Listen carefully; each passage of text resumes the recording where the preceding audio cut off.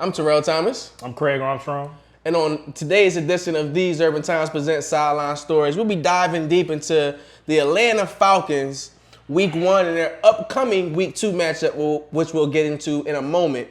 Week 1 didn't go the way we expected things to really go. For who? Well, me anyway. I'll get your perspective as your expertise as a Falcons supporter. The Falcons fell Week 1 to the New Orleans Saints, a division rival, big game that took place 27-26. But what's the talk of the town has been the debacle that took place in the fourth quarter. Mm-hmm. Now, there were some good things that took place in the game. We got to see Marcus Mariota make his debut as an Atlanta Falcon. Right. We got to see Drake London actually get out there on the field. Mm-hmm. 5 receptions for about 74 yards for him. Mm-hmm. Cordero Patterson. That man is phenomenal running back. I will say that, over 100 yards in his, in his season debut with the Falcons. Glad to see him back in the Falcons uniform. But the Falcons were leading the game going into the fourth quarter. Jameis Winston was struggling. Mm-hmm. He finished the game with about 212 passing yards, but going into the fourth quarter, he had 34. The Falcons dominated the game. Dan P's defense looked to be very, very aggressive and effective. Mm-hmm. But again, the Saints were marching out of Mercedes-Benz Stadium with a victory 27-26. And as Jameis Winston said proudly, at the end of the game, it was pain everywhere. Not only pain in his body, but pain and agony for Falcons fans across our nation. So, Cregg, I want to know, and it's great to be back in the studio with you. It's great to be back talking NFL football as the 2022 NFL season is upon us. For sure. But I do believe, regardless on fandom or where we stand, respectively, I do believe we both expect the Falcons to have a better season than they did last year. I think we would agree that they have better weapons on the offensive side of the ball than they've had in years past. But the results are the same. What did you see from Sunday's game, and what exactly went wrong? It was a few things. It was a number of things. I think, number one, we played trying not to lose instead of trying to win.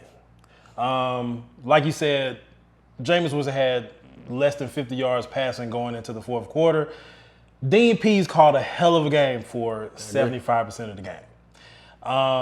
We had 4 sacks going into the fourth quarter, which for a team that only had 18 the previous year, that's a hell of a number. You know what I mean? So, I agree. So going into the fourth quarter, you would expect that we would try to stay aggressive and win the game on defense. We didn't. We decided to play a soft zone coverage. We didn't have some of our best pass rushers in the game, which basically turned into Jameis Winston having a 7-on-7, which allowed to, I'm sure we've all seen, Casey Hayward and just being abused by Jarvis Landry. And Michael Thomas having a resurgence. This is his first game back in over a year and a half. You know what I mean? So that's part of the issue. The other issue is ball security on offense. We had too many fumbles. We had too much lackluster offensive calls going into the fourth quarter as well. So you had Marcus Mariota, who had over 70 yards rushing. We come to a 4th and 1. We aren't running the RPO. We aren't running the zone, anything. So I think going forward, I think the Falcons have to finish. I think that's one thing. That's the main word they need to focus on, finishing. They didn't finish this game at all, and the Saints did. That's the biggest difference. I'm glad you just mentioned finish, because our Falcons will have a chance to rebound very quickly as we move into Week 2. Mm-hmm. On Week 2, however, they'll be on the road and they're going up against a very difficult foe, as they'll be facing the defending Super Bowl champion Los Angeles Rams, right, who are coming off of a loss in their season opener, which was actually was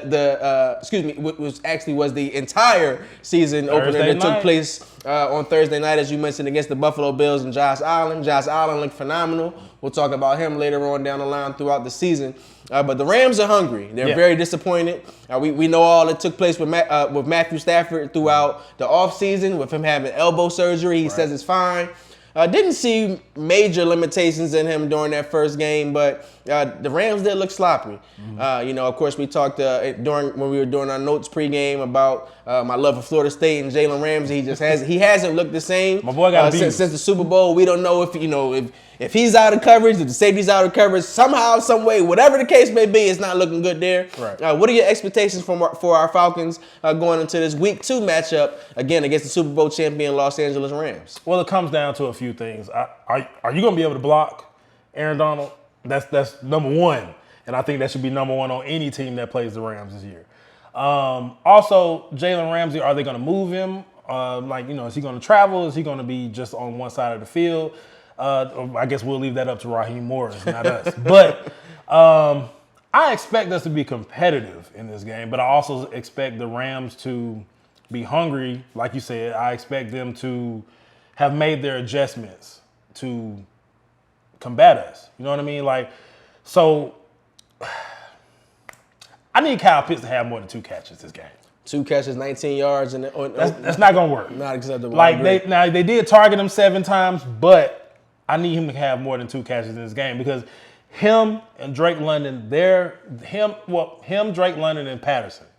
Those are the 3 weapons we have. And we still, honestly, we don't know how much of a weapon he'll be, but we haven't seen what Brian Edwards will have to offer. And big target. He's a big target, for sure. I also want to see what we're going to do with running back in the sense of Algier. I think he needs to see the field. I agree. He's a big back. I agree. Arthur Smith, you have a history of using big backs. I don't understand it. But let the man dress out. If he's healthy, let him play. Because Cordarrelle Patterson, this is only his 2nd year being a full-time running back. Boys, he's impressive. Hey, man, listen, he's a physical specimen. He's a physical presence for sure. But last week was the most carries he had in his career. You don't want to go into the situation where we're week 13, week 14, 15, and he's dying down because this is the most touches he's had, you know what I mean, in the season. So, because you're also going to be using him out of the backfield. So I feel like spell him a little bit with another running back. Damian Williams, I know he got hurt in the game. He tried to come back in with an ankle issue. But I think this is the game where we need to see that draft pick. We need to see Algier get some burn. Let him get touched up out there in LA. You know what I mean? So I think the Falcons have a chance to actually win the game. I think they can be competitive. It's just a matter of, is the coaching staff going to give them a chance to be competitive?